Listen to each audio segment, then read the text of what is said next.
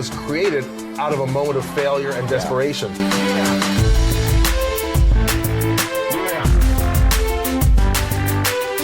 Welcome, everyone, to the Driving Vision podcast brought to you by the Zeigler Auto Group. I'm your host, Sam Dark, and here with me, Auto Group Director of Talent Development, Mike Van Ryn. Welcome, Mike. Hey, thanks, Sam. Be sure to subscribe to the podcast, like it if you do, and leave a comment.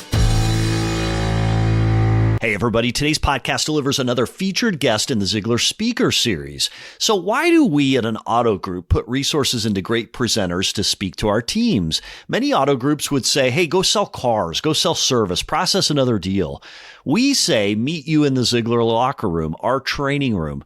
Why do we do that? Well, hopefully by now you're getting the sense that we learn from the best everywhere in the best industries. In fact, this Monday we had Michigan State football coach Mel Tucker in the locker room. He said, quote, I learn more from people outside football. I try to put as many people outside football in front of our teams as possible. Well, we at the Zeigler Auto Group seek to learn from the best inside and outside our automotive industry. And yeah, next week you'll also hear from Coach Mel Tucker as well. For now, let's turn to 29-time Emmy Award-winning keynote speaker Bill Stainton. He joins the Driving Vision podcast after his first session with Team Zeigler several weeks ago.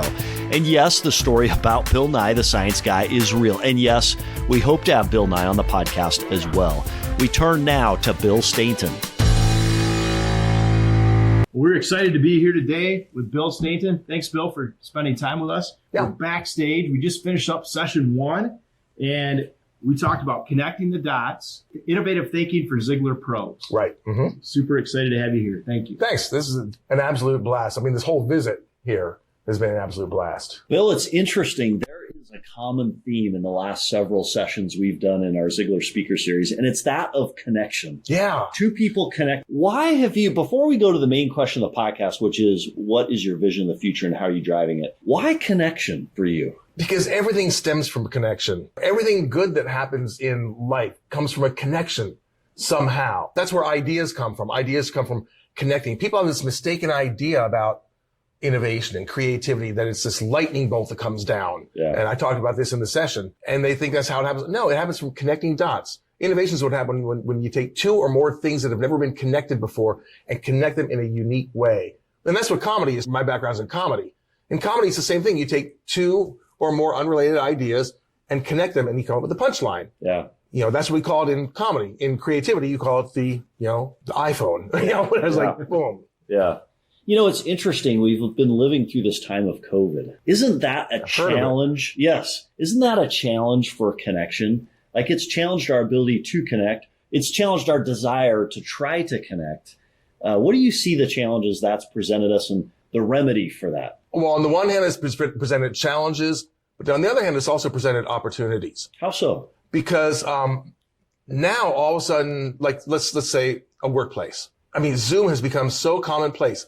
A lot of times to a fault that, Zoom fatigue is real and there are reasons for that. Yeah. But all of a sudden you can have a conversation with somebody who you would not be able to normally visit or would not be able to make it to, a staff meeting or something like that. Yeah. People have joined various Zoom groups and things. Sometimes it's driven by a hobby. Sometimes it's driven by work. So there are those opportunities. That said, it's plan B. Yeah. Plan A is a real connection. And one of the reasons for Zoom fatigue, interestingly enough, is because real connection, we are hardwired as a species to look eye to eye. Absolutely, yes. And on Zoom, you can't do that. Yeah. Either you're looking down at their picture, or if you try and pretend like you're looking eye to eye, you're not. And by the way, you're eternally distracted on a Zoom call anyway, right? So you're internally distracted. Never fully, completely present. That's right. You can't read micro expressions, which again, we're hardwired to do. Yeah. And when we can't do that, it's fatiguing. It's been very, very challenging, of course. We appreciate the message of connection. We at the Zeigler Auto Group seek to be connectors. And I think in this auto industry, we're naturally kind of geared towards connection and needing that. We fought over the past couple of years to maintain that and even strengthen connection. So, Mike, let's go to ask the question of the podcast, which is this. What is your vision of the world, and how are you driving that vision to change the world? Wow. That's not a small question. No. You know what? That's not a small question. For my own little portion of the world, my vision is to take the mystery out of innovation and creative thinking, because that all comes down to connections. And I think people tend to really underestimate their own creative abilities, their own innovative abilities. And most that's because of a misunderstanding. Most people think, as I said before, that creativity or innovation is this lightning bolt that comes down. A lot of other people think, well, no, there are creative people and there are non-creative people. That's not, and I'm a myth. I'm not one of, it's a myth. And when all of a sudden, what I try to do is open people's eyes up and say, no, this is what creativity really is. It's just asking the question, how can this be better? Oh, well, I can do that. I used an example in the session about ketchup, where the innovation was turning a ketchup bottle upside down. If you go to the grocery store now, ketchup's all upside down. Yeah. That's not. Why didn't someone think of that earlier, right? It's such a simple solution to such a difficult age-old problem, right? Because nobody ever asked the question. We just put up with it. Yeah. And that's what most of us do. We go through life, we hit these little speed bumps, and some are bigger than others. Yeah. And we put up with it because we think, well, hopefully someday somebody will solve that problem. So curiosity is a key element to this. Curiosity is a key element. And we all have that, and it gets weaned out of us. I mean, we all know that there are these stories, and they're true. You know, people who go and they research, and they go to a class of first graders and say, raise your hand if you're creative, and every hand goes up. Yeah. And then they go to like elementary school, raise your hand, and 70% of the hands go up. And by the time you're with adults, we're in a box. Exactly. And they won't let us no out. hands go up. Right. Because we don't think we have it anymore. And part of it's because, look, when you're like a kid, you're trying to figure out everything. So you are curious about everything because you don't know how the world works. By the time you get to be old, it's like, well, I've got that figured out. We're no longer curious. If we're driving a car, we're no longer curious about where the brake pedal is. We kind of know by now. One of the neat things as I think about this within the Zeigler Auto Group is I see evidence of curiosity. Mike, we see this all the time. We recently launched a couple new products within the Zeigler Auto Group. One is a CRM tool to keep track of our customers. The other is a tool that pushes inventory out to websites. And we've engaged with our teams on regular calls to ask those why questions. Right. And it's interesting how innovating and making those products better takes curiosity, and it also takes an element of patience, right? As we try to come up with the innovation and not getting angry and frustrated that this just doesn't work. I'm frustrated, right? Well, here's another challenge that you have at Zeigler, because you do so many things so well. When everything is screwed up, it's very easy to say, okay, this isn't working. How can we make it better? Yeah. When things are already working, you've really got to be curious. They're like, but can it be even better? Well, yes, of course it can. Yeah.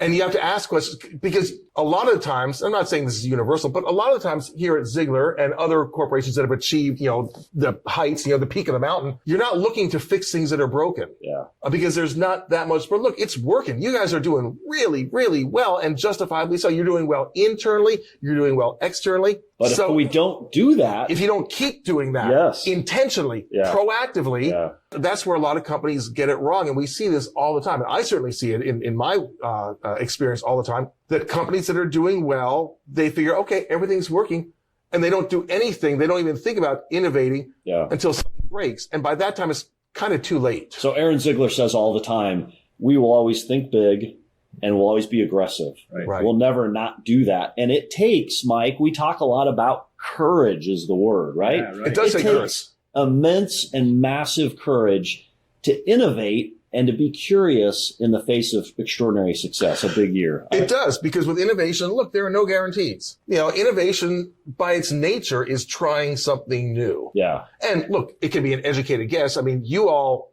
know this industry like nobody else does, but still, you don't know for sure what it's going to look like a year from now or 5 years from now, certainly not 10 years from now. You can have educated guesses, and your guesses will be very, very educated, and they could be wrong. Yeah. Nobody planned for a pandemic. Yeah. Nobody knows obviously you've got, EVs and things like, but all those things, but you don't know. So the questions you need to ask yourself are things like, what will our customers need 5 years from now that they don't know that they're going to need? And how can we start doing that now? Or how can we at least start planning for now? So when they get there, we're right there. And that's proactive thinking. Because if you just think, okay, what do they need now? Well, you're already doing that. Yeah. Like, can it be done better? Of course, everything can always be done better. CRM, customer tracking. That's brilliant. That's fantastic. And there's different kinds of innovation too, because we think of innovation as like, how can we come up with a new and better product or service? But as you know, there's also process innovation. There's business model innovation. Yeah.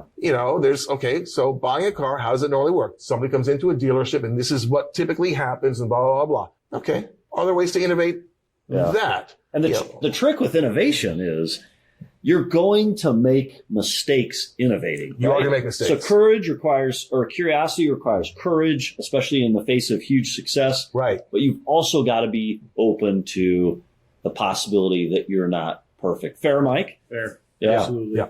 And it all comes down to leadership. Yeah. I mean, you've got Aaron Zeigler. If he didn't really believe in it, Yeah. it would show and it would filter down. Yeah.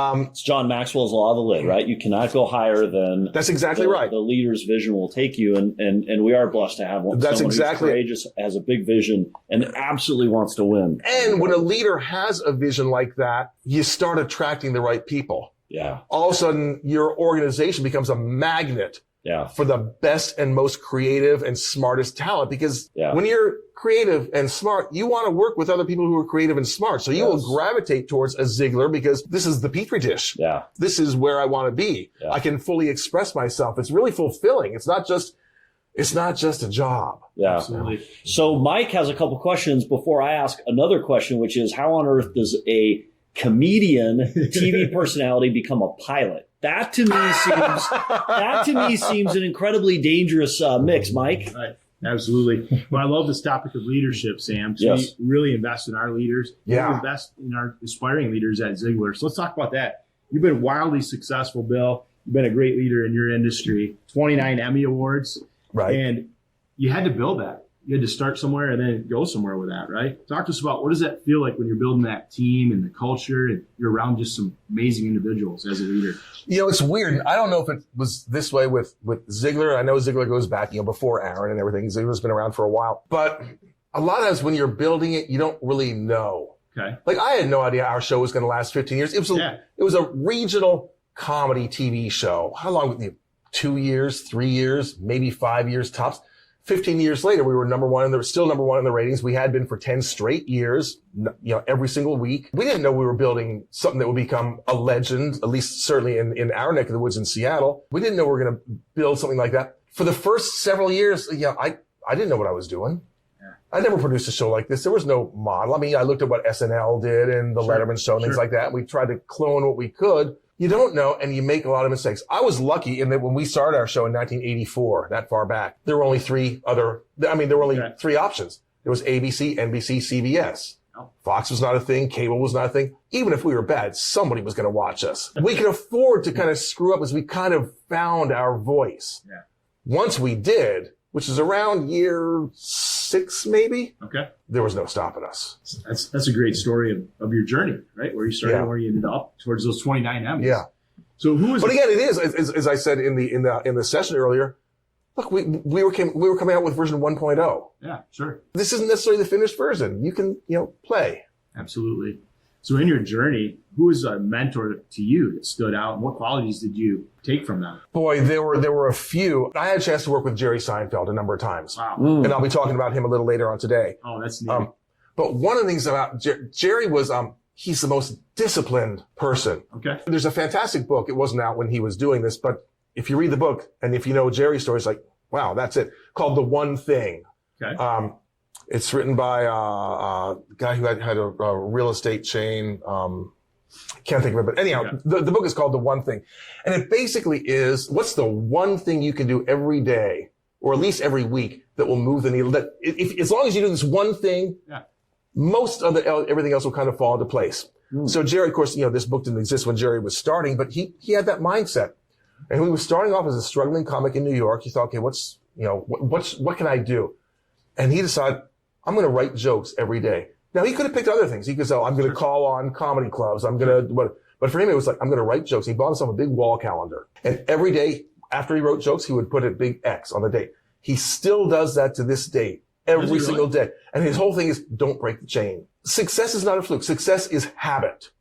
Success is about what do you do every day. Success is not about what do you do once in a while. Yeah, and by the way, Bill, there are apps you can get for your iPhone we were talking about earlier that actually establish the chain and help you to not break it. It's a great habit. I didn't realize that Jerry Seinfeld adapted that, but what a genius. He still does it. It's a much nicer wall calendar on a much nicer wall now, but he still writes jokes every single day because that's his, awesome. As long as I do that, other things will. What a great strategy. Yeah, and it works for your personal life, for your professional life.